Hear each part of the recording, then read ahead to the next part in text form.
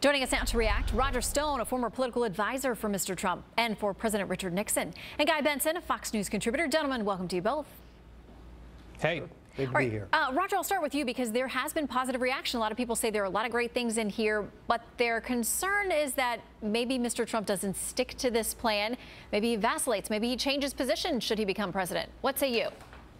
No, I don't think so. First of all, it's a very dynamic plan. It's a very pro-growth plan. It's a very pro-entrepreneurial plan.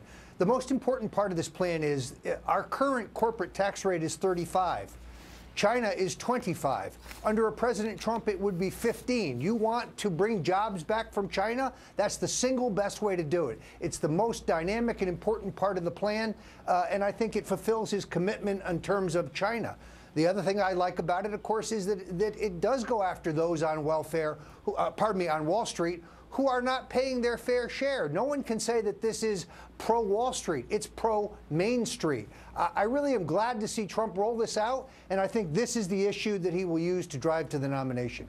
All right, and here's what he talked about a little bit earlier, because there have been questions about whether the wealthiest would get a break, whether they would be paying higher taxes. Here is what he said about how it would affect him just a little while ago.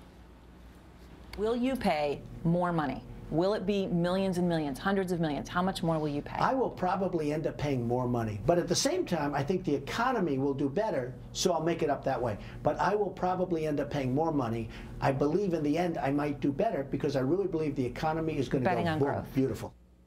All right, Guy, what do you make of that? Because you're staking a lot of the success of this plan on the fact that you believe the economy is going to grow.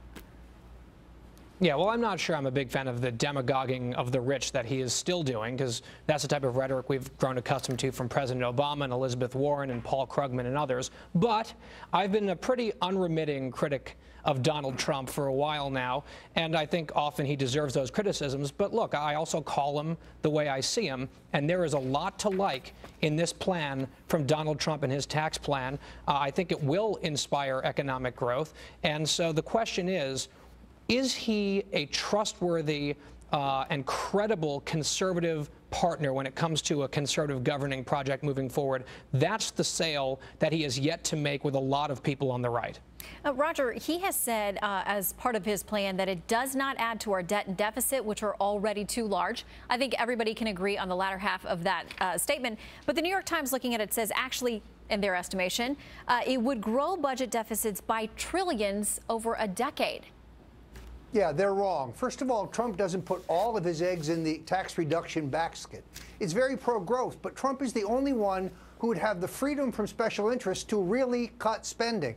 No career politician will ever really cut spending. Having worked with Trump for 36 years, I can tell you he is very cost conscious. There's fat in the federal government. There's fat in our federal budget. So Trump would not only reduce spending, but he would also have a pro-growth, pro-job creation tax program.